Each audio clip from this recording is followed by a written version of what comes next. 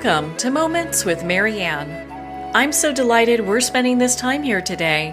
We have a very inspiring show coming right up with special guest Tyson Yunkaporta, and he's here today to share with us his new book, Sand Talk: How Indigenous Thinking Can Save the World. Now, Tyson is an academic, art critic, and a researcher who's a member of the Apalak clan in far north Queensland. He carves traditional tools and weapons and also is a senior lecturer in indigenous knowledges at Deakin University in Melbourne. Today, we're so lucky to have Tyson joining us all the way from Melbourne. So let's welcome to the show, Tyson Yunkaporta. Hey, good to be here. Nice to have a moment with you. You know, what an honor it is to have you here and to talk about this book. My goodness, I picked it up. I could not put it down. I really think this book is very profound. And gosh, don't we need a book like this right now? Yeah, like whoever we is. But I humanity. That's what I redefine in the book. I guess I'm, without really saying it out loud, it's who are we? And it's we are the custodians of creation. We're the custodial species on this planet. So I guess that's a good, nice new collective we to think about. I like looking at it that way because, we are custodians and, we're supposed to be here caring about each other too. I think there's much more community that should be involved than what people usually think. Yeah. So I guess there is the big collective we, and then there's sort of exclusive groups of we, isn't there? Each of us is in our own little, exclusive groups that unfortunately can become echo chambers if we're not careful. And and then I guess there's the smaller we, which is you and me right now, us two having a moment together, So I talk about those different kinds of we in the book and how in our Aboriginal languages we have different words for we, and we have a different word for each of those three. So we've got, this us two here right now, and then we've got our us but not them, in our exclusive groups, but then we have the bigger, broader we, us all. And I think they're useful pronouns we could probably introduce into English. Hey. Us. Well, I think it would be about time if we did, because there's so much language that can be very exclusive. And it's interesting when we look at, indigenous thinking, how it's completely the opposite. Mm. Yeah, well, in our way, it's very much, we don't have a word for nature or a word for society, so we don't have those two things separated. It's one thing, We couldn't even say we're part of nature because we wouldn't be able to separate enough to be able to even imagine not being, so we wouldn't have to say it in the first place, But everything in nature and in complex dynamic systems, there's not one particle in any of those systems that is isolated, that is just in and of itself, individual. And our old people will tell you, everything is two, everything is connected in a pair to something else, but not just one pair, you're one particle in this system and you're connected out to many, many different pairs. And quantum physicists will tell you the same thing, that nothing exists in isolation to be observed. It's always a pair. So if you're observing a particle, then you're a pair with that particle. There's the particle and the observer, and that's one thing, And I think that's a really good way to be able to connect with the reality that we belong to, there's some really good intersections, I guess, between indigenous knowledge, at that level, and the global knowledge of global systems, that we need to be engaging with in complex ways, if we want to find some complex solutions. And I guess that's the crux of the book, is grappling with those things and trying to figure out what sustainability actually means. because that is a brand that has been has been just bastardized beyond recognition. Sustainability.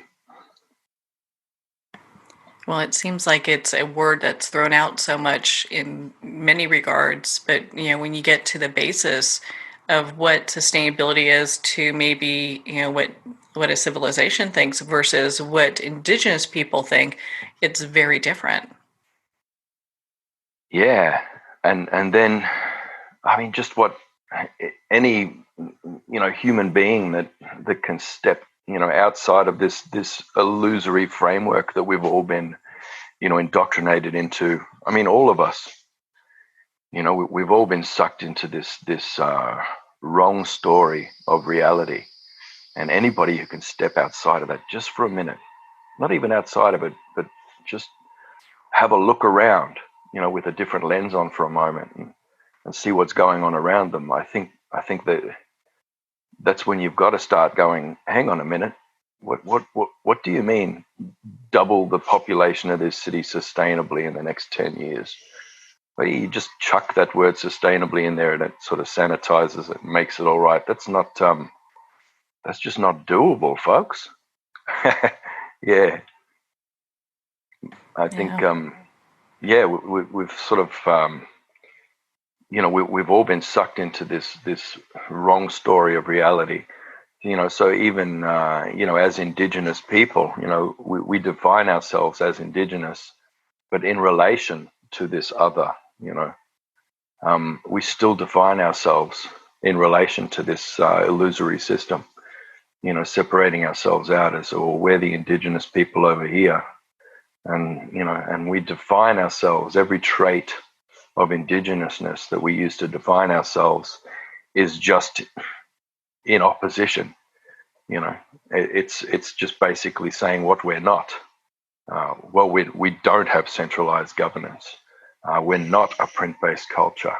We're not linear thinkers. And so all the words we use to describe ourselves is just saying what we're not in relation to the globalizing system, which is a bad way, not a good basis for a person's identity at all, to basically be. In the meantime, the dominant culture is basically standing in the center and looking outwards to the margins and saying, well, we're not that. So it's almost everybody in the world is just defining themselves by what they're not rather than what they are. And it's a really interesting exercise to sit down for a minute and connect with the place where you are, with the landscape, and think to yourself and call out to the ancestors and all the entities in the lands and skies and everything else, and wonder for a moment, well, what am I? What are we? Jesus, what are we? It's nice to take a moment to do that, don't you think?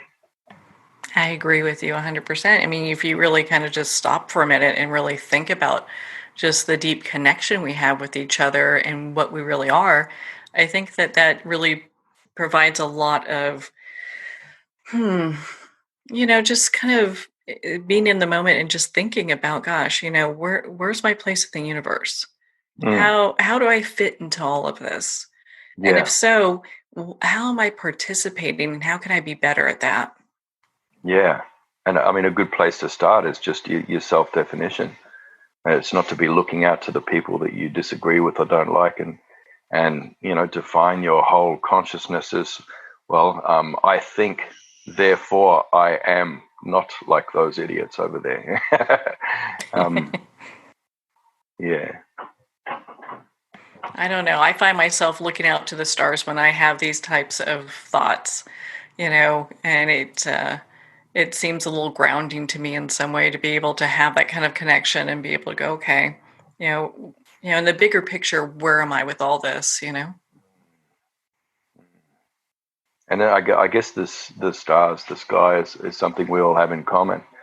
And I speak about this a lot in the book, that we have, there are constellations that have the same name and similar story all around the globe, which I mean, it doesn't fit with any of our stories, our modern, our contemporary stories of what human history really is and where we all came from. Because we're all looking at the Pleiades constellation, and all around the world it's called the Seven Sisters. There's not even 7 stars in that constellation. There's heaps more than that. But for some reason, everybody's looking at those stars and going 7 and calling them sisters. Everybody's looking at Aquila, that constellation, and going, yeah, that's an eagle. It doesn't look anything like an eagle. Everybody's looking at Orion and going, yeah, that's a hunter or a warrior. And it's just a kind of a square in the sky, but everybody's seeing that same hunter or warrior. We have these star maps, and we have a common origin story and set of stories. There is a mythos that binds us all together. And, I find that very exciting.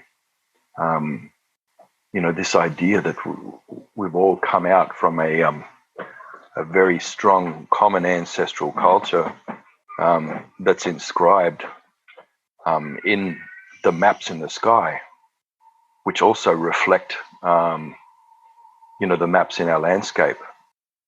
But then our landscape itself, the land is a map that is projected into your inner worlds. I mean, you can't think or remember anything without the parts of your brain that are used for navigation. So here's, I guess, where you start to get into the cognitive science and the neural science, and it's very interesting. It's basically it's narrative and spatial awareness. So mapping and stories, but having stories mapped onto an inner landscape that's reflected in the world around you. That's how human cognition occurs, and that's where your consciousness lies. That's where your mind is. Your mind is in this dynamic interaction between you and this landscape, to the point that it's hard to separate the two. You move through your landscape, but it happens internally in your mind and externally in the way you move through it. Every bit of knowledge you have is actually on maps inside your mind, and that's for every human being. And I find that very exciting, because you can't even think without that. So, yeah. So if you look into that, embodiment, if you look at distributed cognition, haptic cognition, all these different areas of cognitive science, and look at the research that's been done there, you start to realize, oh yeah, my mind is not just contained within my skull. And yes, it is throughout my body, but then there's no real start and finish to where my body, begins and ends. We have this haptic relation where if we pick up a stick, our mind recognizes that stick as an extension of our arm in our interaction with that. But then it doesn't even have to be kinesthetic in that way. If you're placing yourself in relation to an object that you see over there, then that becomes an extension of your neural processes. If you're looking up at that constellation in the sky, that also becomes an extension of your neural processes. So your mind itself is potentially, infinite, where distance is nothing, And I guess this is something that's very well known to indigenous cultures, and it's how we move through our lives. And it's how we interact, and it's how we form and manage our communities and our social structures and everything else, our governance, our ways of thinking, everything else, all comes under this understanding. But these are understandings that, they're out there in the modern world as well. It's just a matter of bringing them together, bringing all those different elements together and starting to see a pattern of what your mind is, of what creation is, and understanding how those things align. And then going forward out into the world like that, with a sort of a collective, distributed understanding of what consciousness is. And then us two, us only, and us all, can start moving as we're supposed to move within a complex adaptive system. and allow this emergence, this idea that comes out of complexity theory, this emergence to start to occur, whereby the system can stabilize and become something that is truly sustainable. Yeah. So it's complex ideas, isn't it? It's it takes a while to explain them. Well, and what started you even being interested in this? Because it's interesting when you speak about this, and just you relate it also with indigenous thinking. It seems that every show that you see nowadays on the History Channel or any of these documentaries, they're actually kind of wrapping back around to indigenous thinking, going, oh gosh, well, they've known this for thousands of years and science is just figuring this out. Yeah, and that's a nice thing, but that's always, that idea is just always, co-opted into support of that. Like it's always just tokenistic, and it's co-opted into just branding, with different political ideologies going, yes, this culture is actually quite sophisticated, therefore, the mainstream culture isn't the be all and end all in the center of the universe. And then the other group going, no, those people are primitive and stupid and live fact checked, and there was an error here, so therefore the whole thing is. And then they just go backwards and forwards in debates, and then they start attacking each other, personally, and usually at that level of branding, whether the branding's correct or incorrect, or it's that culture wars idea, And so these things come in as lower order thinking and basic, just sort of facts at the information level, and just used as ammunition in these culture wars that gets fired back and forth. But I think we need to go a little bit deeper. If we see indigenous cultures as living cultures and of ways of thinking and being that are intensely adaptive, in very long-lived cultures that have been through all kinds of massive periods of climate change and all kinds of natural disasters and every disaster you can imagine. If you look at those cultures as having a pattern and a way of being that is adaptive, and that, a lot of those patterns and a lot of those processes are things that are transferable, things that you could actually, they're generalizable, that can be taken on as a pattern, not just grab a dream catcher and hang it on your wall, not just, I'm going to buy a feather fan from the New Age shop and I'm going to do some Indian shaman stuff. It's like, no, just leave that stuff alone. That's just the material culture. That's on the surface. You can come to the patterns of things and to the processes of knowledge, rather than just the material outputs of that knowledge. And it's in those processes and patterns and ways of being. That's where the answers lie. Wow, that's so impressive. I mean, because you really get to the point where, I mean, for me, when I look at indigenous cultures, I believe that that's where the wisdom of humanity is. I look at it as a jewel. And I think if most people view it that way, there's so much to be gained and so much that can be learned by, indigenous thinking. Mm. Yeah, and I think one of the big, I mean, we're in the middle of, we've been in struggles, like big struggles for like at least 5 decades. And those big struggles have been around, what can we, so we're living in an economic system and a social system that is based on the idea of infinite growth. That's what civilizations do. And that's the pattern. It has to be infinite growth. If it stops growing, it dies.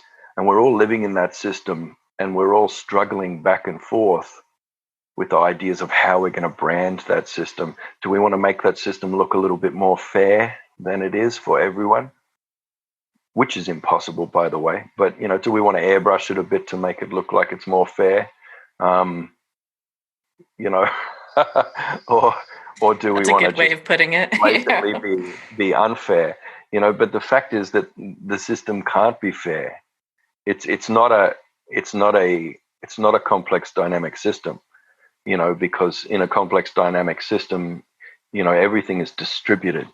And this is not a complex dynamic system. It's a complicated, tinkered system, which is, constantly needs hands-on in order to stop the natural flow of things that happen in a system, and to, create these little monopolies and all that sort of thing in the interests of a few people, So you can't walk around and say, well, let's just make sure that, the board of directors for this monopoly, has a couple of different colored faces on it, and then the system will be fair.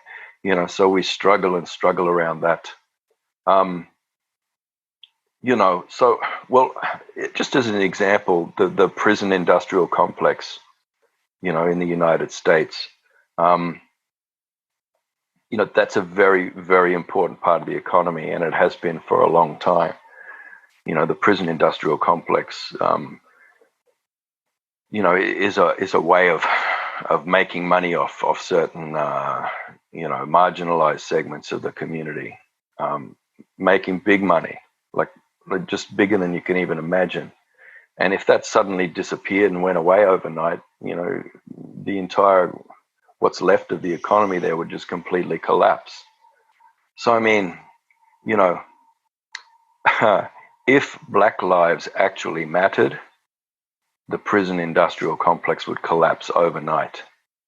So, basically, in order to keep your economy going, and therefore the entire global economy, it is not possible to have a reality where Black lives matter. What you can do is tweak things a bit and make things look better, and you can have, Bezos can stand up and say, yeah, Black lives matter, pick up that box, boy, and I don't care if you got COVID, move it over there. It's people can brand. It's the same as using the word sustainability to throw it into some horrendous thing that's going to poison a lake. We're going to sustainably poison this lake.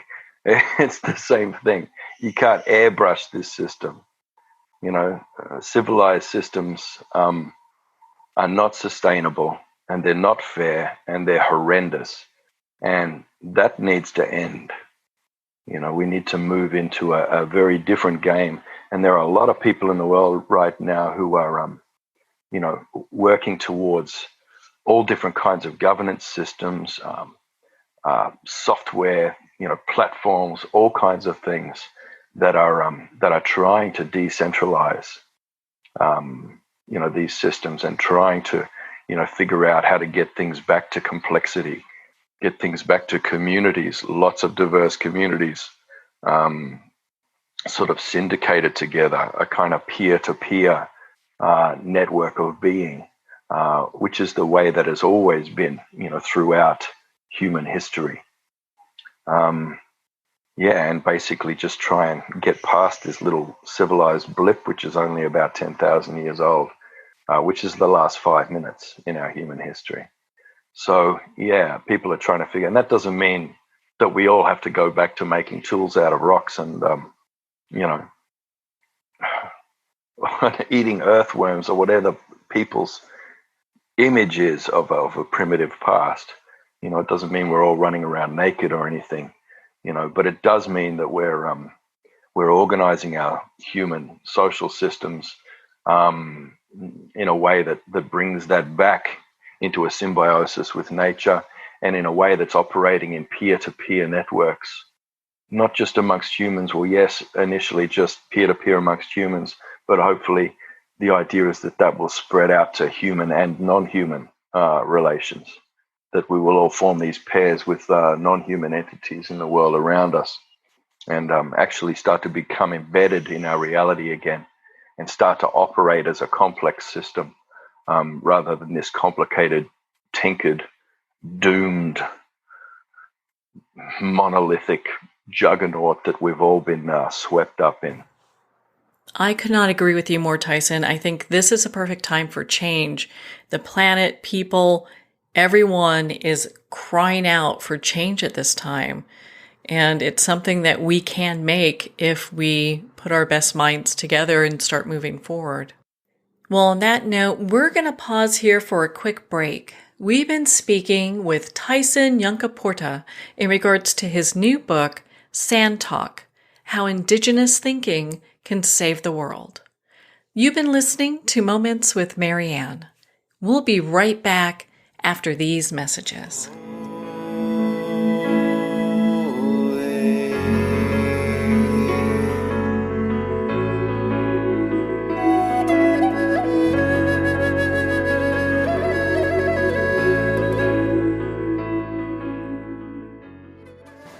Internationally recognized and award-winning author Judy Goodman works and teaches outside the box of limited thinking. Working with people from every walk of life, her goal is to empower you to be the best you can be, no matter what the challenge is. Born with the gift of seeing beyond our normal vision, she has an extraordinary gift of working with every challenge. Teaching beyond conventional wisdom, her work is described as life-changing. Visit judygoodman.com. That's judygoodman.com.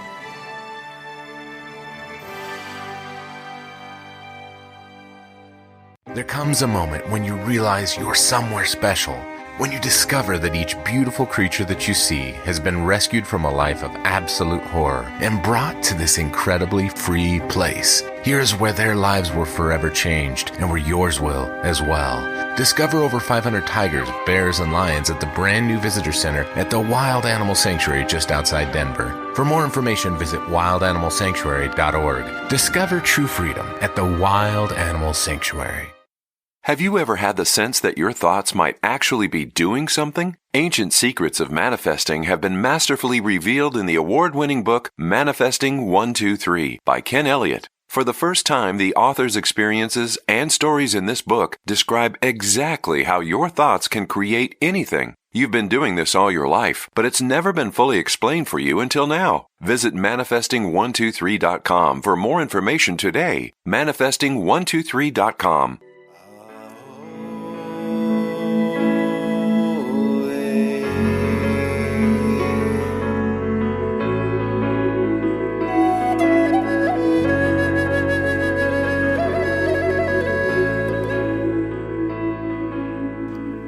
Welcome back to Moments with Marianne. We're here today with our special guest, Tyson Yunkaporta, and he's sharing with us his new book, Sand Talk: How Indigenous Thinking Can Save the World. Now, Tyson, before we went for break, we were talking about just the changes that need to take place and how we may be in different boats, but we're definitely in the same storm. But we're all kind of headed to the same kind of shipwreck island in a way if we don't get things right and fix things. And you had a really brilliant video. It's a really, a short, easy video that talks about your book. And in it, you talked about how we're all refugees from nature. And that really hit home for me because isn't that the truth? I mean, how detached are we from nature? Yeah. Well, and you look at how sick any entity becomes when its habitat becomes violently disrupted and it has to start moving and finding another place to be, another way to be. There are pathologies that happen, so a bat fleeing from an ecosystem where the plants have stopped flowering, because of the massive amount of toxic radioactive waste that's around the place, and 1,000 other things. A bat that's fleeing from a place where the plants have stopped flowering, it's trying to mutate in ways to adapt, to its new habitat. But that's in flux. That system hasn't settled yet, so it's adapting, to a context that doesn't exist yet and is still in flux. So you've got these little viruses that are supposed to help us do that. Viruses help you change at the cellular level. And when everything is in balance, those viruses are good and they help you to be constantly adapting to a landscape that's sort of steadily, constantly changing. But when it's in this state of violent flux and just destruction, and there's nowhere to go and there's nowhere to be, those things mutate in very just violent ways, And so that bat will suddenly become pathological. It will become very sick, and those viruses are mutating and mutating, and then they're mutating so fast that they'll cross to other species, and then we have problems. So this sickness, global sickness that we're experiencing now, it's a comorbidity that's coming out of a very sick environment, where there's only 20% of the world's habitat remaining at the moment. And that 20% is in dire distress because it's all these little pockets of, what people are calling wilderness that is isolated and unable to exchange uncontaminated matter and energy with other natural systems. All these natural systems are supposed to be linked, and there's supposed to be a free flow of energy and matter around, among, and between those systems. And that's no longer occurring. So you've got these lovely wilderness areas on 20% of the world's surface, but they're these little islands of death.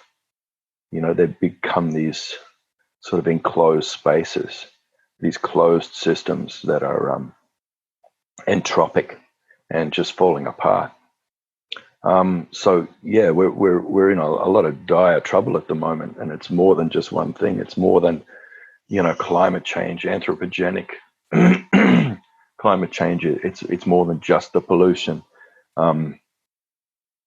It's so many different things, and I think the idea of separating these things into different categories and silos, with various abstract nouns, and then addressing each one one at a time and individually, depending on what your brand is that's not going to get us there, not at all. We've even separated the ideas of weather and climate, which is just outrageous to me. The idea that what is the difference between weather and climate? The only difference is that we've created this construct of climate as something that can be, it's like comes under this kind of neoliberal McDonaldization of all natural systems and systems that should be natural, even like economies, but we sit here and we go, yeah, okay, so there's this thing called climate, and it's something that we can collect data on and metrics, and we can measure it, and we can make predictions, and we can, scale all our responses and all these sorts of things, and we can try and control it, and I'm sorry, but that's just the weather, and that's not something you can tinker with, and not something you can control, and it's not something you can domesticate, the same as any other complex system on this planet. It can't be domesticated. You're not going to be able to do it, because if you don't move with the land will move you. Yeah. Well, and you talk about how we're these islands, and it's basically we've become these islands of consumption, and to kind of get back, they talk about, oh, we're going to go ahead and maybe recycle here and take care of things there, but they're still islands of consumption. And we're really kind of just destroying the environment, that we live in. So one city may have good air, but 100 miles away, they're, packed in smog. And it's not making any sense. This is all part of the same planet. Yeah. If you're if you're living in an area that has a vaguely sort of livable habitat, that probably means that you're outsourcing the destruction of habitat to somewhere else. That's all that means. You're shipping your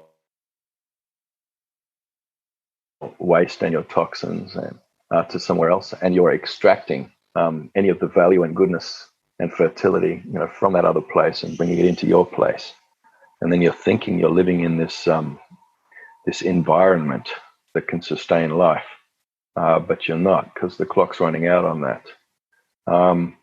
Even just separating things out, into this concept of the environment. It's like, what's the environment? that's your habitat. And your habitat is you. You are it. It's not something that's separate from you and over there. You're in a habitat, and that habitat necessarily connects up, with many other habitats and exchanges energy and matter with those habitats.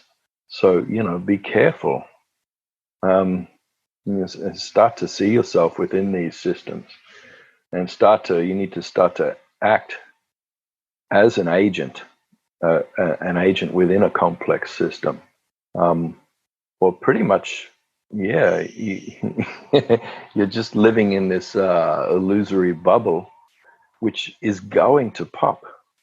Most of the world's on fire right now, and if your world isn't, then it will be soon. I think a lot of people, and it's interesting because I think, when we look at language has really separated us from, our habitat, from each other. And when we look at things, through the lens of, how indigenous people think, I think it really brings us back to, being part of something bigger.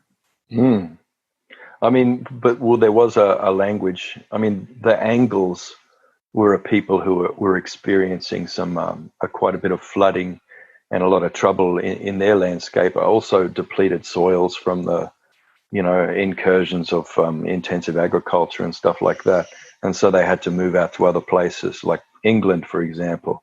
I mean, but their culture was a beautiful culture, and it was a connected culture. And I think personally, if you went back in time and you bought an Angle now and showed him what Anglo culture is now, this global Anglosphere, I think he would be horrified, or she would be horrified at what they saw. Like, that's not our culture. And this language now that's developed, this English, that everyone in the world has to speak if they want to be involved in anything at all.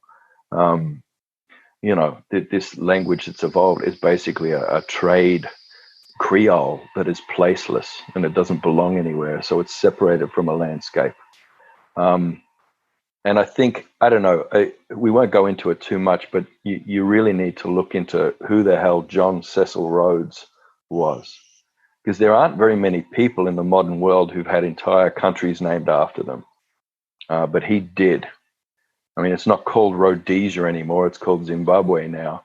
But that was named after him. And he was the most wealthy man on the planet in his time. And he didn't have any heirs.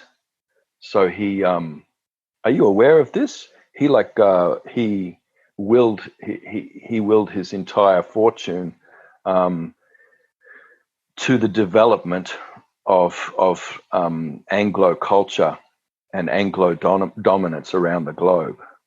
And Wow. His estate is still there. The Rhodes Foundation, you've probably heard of Rhodes scholarships. Mm-hmm. And you've heard of these round table groups, these sort of think tanks. Anytime you hear a think tank referring to round tables, that's funded out of this Rhodes Foundation, which is just unspeakable wealth in this foundation that has all been put into the project of global Anglo dominance, and it's quite a terrifying thing. I think if anybody's looking for anything, people are always looking for these conspiracy theories, but you don't have to look very far, and you don't have to imagine groups of people sitting somewhere and plotting to destroy the world. That was a dead man switch that was set in motion, a long time ago.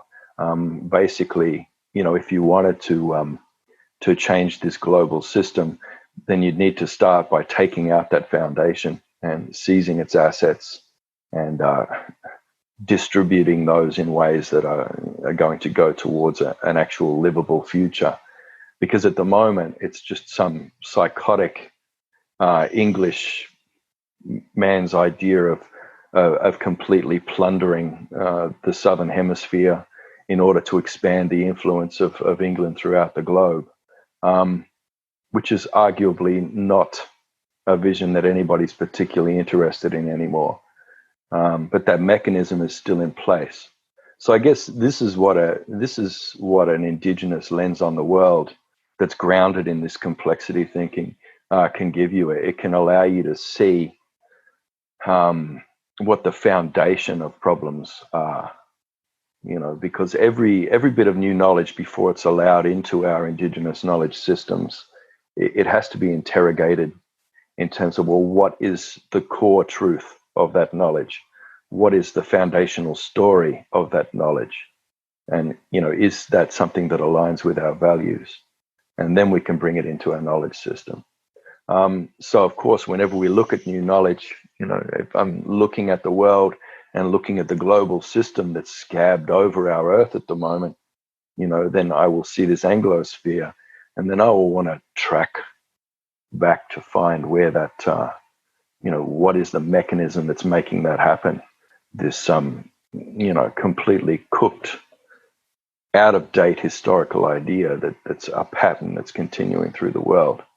And I believe that one of the mechanisms, the fundamental mechanisms that's making that happen, is this legacy of John Cecil Rhodes. I knew nothing about that, but I'm going to be checking that out for sure. Yeah. That's completely horrifying, because you look at that, it just seems that it's so out of touch, and it's so just a not a way that we want to be more inclusive in having people at the table, having discussions, and how we move forward. Because, do you feel like, from an Indigenous standpoint, that at some point we have to come together to fix what's happening? What are your thoughts on how we move forward from all this? Yeah, well, there's a problem in the way that groups are organizing. There are a lot of little splintered groups everywhere trying to organize around solving these problems, and there have been for decades. But there's always it's just a mechanism that's been installed, in liberalism that pretty much it does amazing things. Liberalism has an incredible design. It can absorb any revolutionary idea and keep the name of it, but then turn it around to its own ends. Like even liberalism itself had come out of this idea of liberty, of freedom. People trying to take back this more distributed way of governing and being in the world, and it just kept the name liberty, and then that became liberalism, and but liberalism itself, it was still the same old feudal oppressive system, and it just keeps spinning its way out in that pattern into the world. So it has that quality, but it also has the quality of being able to divide any groups that that begin to organize effectively against it.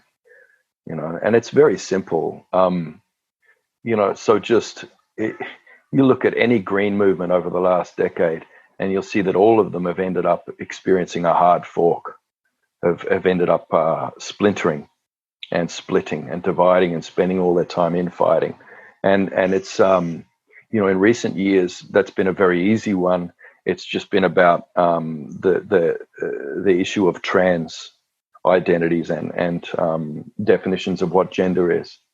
So you can have a group that's dedicated to try and save a forest, and they'll end up arguing for 6 months over whether sex is gender or gender is sex, and very violently divide and become ineffective. So you basically find all these groups branding, and there's this idea where, your story, so you can come with a good story, and then suddenly, though, you want it to become an ideology, and something becomes, a good story becomes a bad story and becomes an ideology when people say, everybody should think like this, everybody should believe this. And then, so they start to struggle to make sure that their story has dominance. And so you end up with just, and then, they bring like-minded people together and they come in that group, and then everybody starts to struggle within, around these little bits of dogma. and they start to police each other within their little groups, and they start to do purity testing and all kinds of lateral violence to, police each other's speech and everything else. And all these groups just sort of shatter themselves apart. It's amazing to watch. But then also, I think that in the last 3 years, a really interesting pattern I've seen has emerged, and that's the art of the deal. Oh boy! So not everybody has read Trump's book, but everybody on the planet has done the workshop. In the last few years, Oh and no! there is one key message that comes out of the art of the deal. It's when you're negotiating, you have to act absolutely crazy. You have to ask for really impossible, ridiculous things. That's what you've got to go in asking for. But not just one impossible, ridiculous things, many. You have to assert them absolutely with the threat that you are going to wreck the joint if you don't get all of them. And you have to make sure that those demands contradict each other and are impossible together anyway. They've got to make no sense, and they've got to be absolutely insane. And then he says this in his book. You act absolutely crazy and ask for impossible things. And then all of a sudden, you calm down and put on the table the original sane offer of what you were going to ask for. And everybody is so relieved that they take the deal. Now, that's the art of the deal. And that, we've all been through that workshop. And we're all doing that now. And that is how we're interacting. That's how we're communicating with each other, down to the basic level of everything. That's how we're interacting with our children. I hope not. That's horrible. I want my little baby daughter to not take her nappy off and throw it around the room, So I catch myself just saying these insane things. You leave that on, or I'm going to throw you out the door, like as if I'm actually going to, and I'm like, wow, I've had heaps of kids, and I've been a foster parent for decades, and I've raised so many babies, but I've never spoken to a child like that. What the hell's going on with me? I find it's in our relationship. So, partners, marriage partners together, as every argument is bringing all or nothing to the table with insane hyperbolic rhetoric. I see everybody talking like this. I see people on the news talking like this. I see people online talking. This is how communication happens now. I actually watched some Fox News last night because I've never seen Fox News before, but I pride myself on trying to listen to everybody. So I thought I'd better watch some of that.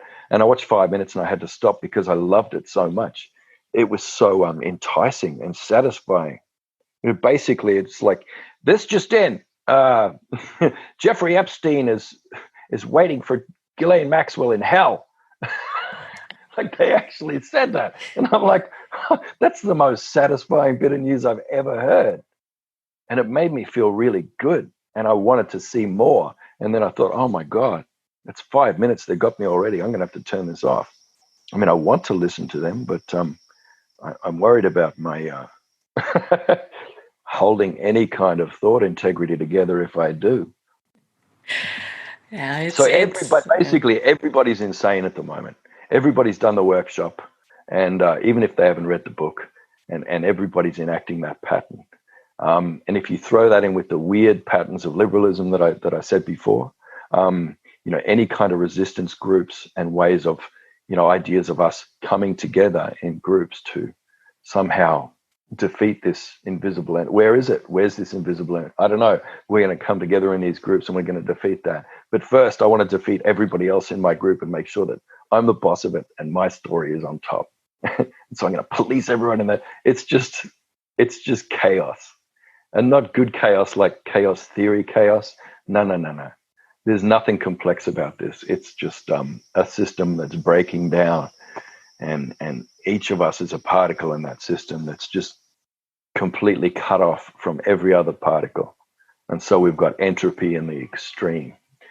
So we need to start reconnecting, in our relationships and roles of how we're supposed to be and how we're supposed to interact, And that's, I talk about those basic operating protocols of any element in a complex adaptive system, from complexity theory. And I show the way this aligns with indigenous logics and knowledge, even indigenous languages. You can see that same pattern there. And I say it's basically just these 4 operating protocols. And if you can get yourself operating, along the lines of those operating protocols, and they're very broad and they're easy to do, then you might be able to, start introducing a new, natural, decent pattern back into this system and start to try and come towards some kind of homeostasis in the systems in which you live. Well, I don't think that's that tall of an order. I think your book kind of outlines where people can at least start. And I'd love for you to, I know you mentioned it, but I'd love for you to share with us what those 4 principles are. The diversity is one of them, but that's another word like sustainability that's been co-opted. Diversity isn't, having a couple of different genders and colored faces on your board of directors. You know what I mean? That's not what diversity is. The diversity principle in complexity theory is that you need to interact with other agents or nodes in the system that are dissimilar from you. You have to interact with nodes that are very different from you. So the pairs that you form have to be with things that are almost opposite from you. But not only that, in your exclusive groups, you have to try and maintain your individuality in that group. You have to make sure that you're different as possible from the nodes that are most similar to you. So you can't cluster in these like-minded groups and just take comfort from each other being all the same. If you do that, you get stagnation. So diversity means, asserting your individuality, basically. Now, obviously, in a system, if that was the only operating protocol you were following, then you'd end up with rampant, rugged individualism, and everything would fall apart anyway. So the other principles kind of balance that out. So you have interaction, which is another principle. So you've got diversity and you've got interaction. You need to be interacting with as many different nodes as you can in that system. And you need to be exchanging energy and matter and resources with as many different nodes as you can. And in that means that you can't gather things to you, like gather knowledge and hold it jealously and go, IPRs, and that's my knowledge because I'm Dr. Such and such. You need to be spreading and sharing your knowledge as much as possible. Sharing information that needs to be open, flowing openly. And so economies work like that too, So the amount of dollars in a system is not as important as the velocity of each of those dollars within the system. Does that make sense? It does. So it's not about growing the size of. It's not about quantitative easing. You need qualitative easing. So rather than growing the amount of dollars you have in your economic system, you have to have the velocity that each dollar has to exchange hands with as many different nodes as possible. Then you'll have a healthy economy. So there's that principle of interaction. Also connection, I guess, which precedes that. It's connecting, having as many combinatorials as you can. So the indigenous concept of increase is very different from the non-indigenous idea of growth. Growth is about growing the size of the system. Increase is about growing the connections within that system. So if you've got a system with 1,000 nodes in it, there are a billion different combinatorials of 3 within that system, and infinitely more pairs. So you need to make sure you're making those pairs, those little us-twos, as many as possible in that. So that's that that interaction protocol and the connection protocol. So you've got diversity, interaction, and connection. And the last one is really important, because if you're doing the first three properly, then that last protocol of adaptation should take place. You have to allow all of these interactions to change you, to transform you constantly. And that's the hardest thing for people, because we're all little mini corporations unto ourselves. We've swallowed the pattern of neoliberalism, hook, line, and sinker. Each of us is a little corporation that must brand itself, and we're forced to be like futures traders, trading our own individual futures, building our personal brand, and burning our relationships to do it. Using our relationships and all of our resources as capital to leverage,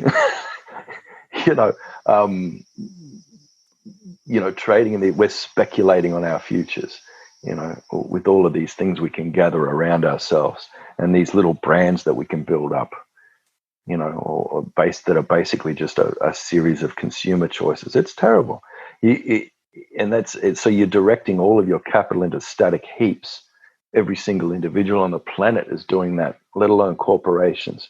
And you can't be doing that. You can't be freezing yourself and going, this is brand me. You need to be constantly adapting, constantly changing. You have to allow that free flow of energy and information from all the infinite pairs you're connected to, to move through you and change you as it goes through. Even when you're watching Fox News. Well, maybe especially when you're watching Fox News, right? Yeah, but that's the thing of diversity. If you're only watching Fox News, then you're just going to get radicalized to one way. You've got to make sure that you're allowing yourself to be radicalized in a million different facets, right across the political spectrum. Which is more of a Have you ever come across that the political continuum test? Like it's this kind of little survey tool that you fill out online, and it shows you where you are on this political continuum. No, I have not. It's not a straight line from left to right. It's one of those big X sort of like a plus sign shape. I don't know what they call that kind of graph. I've forgotten for some reason. But anyway, yeah, so there's an up and a down and a left to a right. And you end up on this grid placing yourself. I did that test recently.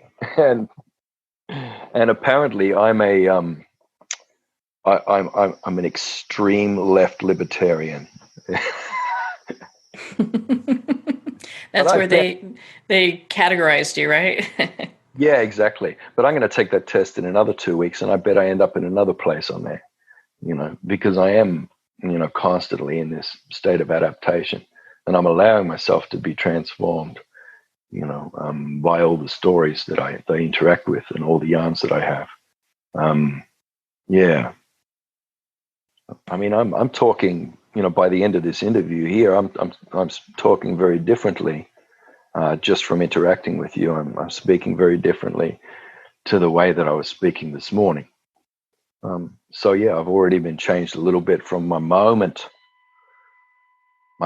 with you here. You are so good. My goodness, and I have to say I've done the same. Well, I feel the same. I mean, this discussion has really brought an expansion for me that I'm looking at going, what? We're going to have another conversation before you know it, because it's more than just, it's a broader sense of thinking that I believe that most people don't really have the opportunity or even, perception to dive into. And, we need to have these broader discussions, the wee. Yeah. So. Well, they're easier to have, because if you're speaking from that higher knowledge, if you're looking at the patterns of the knowledge rather than just, arguing over snippets of information, it's less emotional. Like, you're not getting engaged at the base level of emotions. You're engaging with your mind, rather than just your little bit of monkey brain or something, or lizard brain even. You're engaging your entire mind at once. And when you do that, it's kind of stable.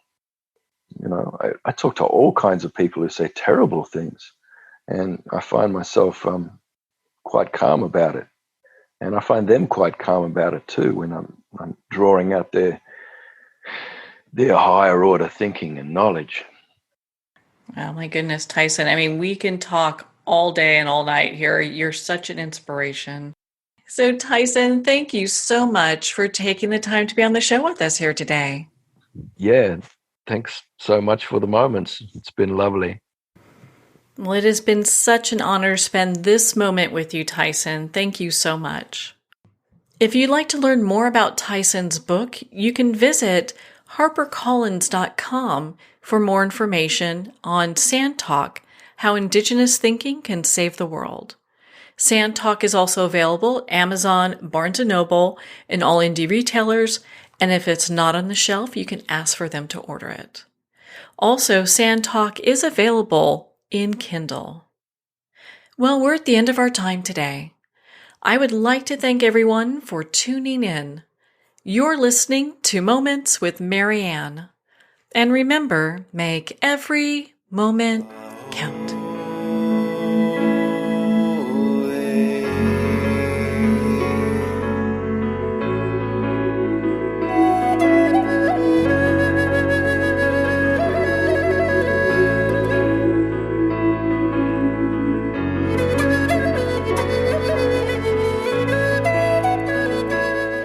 In a single moment, your life can change. Moments with Marianne is a transformative hour that covers an endless array of topics with the best of the best. Her guests are leaders in their fields, ranging from inspirational authors, top industry leaders, and business and spiritual entrepreneurs. Each guest is gifted and a true visionary, a recognized leader in her own work, and while teaching others to develop, refocus, and grow, Marianne will bring the best guest and sometimes a special surprise. Don't miss this. You never know just which moment will change your life forever. Moments with Marianne airs every Sunday, Monday, Thursday, and Friday at 8 p.m. Eastern and 5 p.m. Pacific Time. Make sure to tune in and visit momentswithmarianne.com for more information.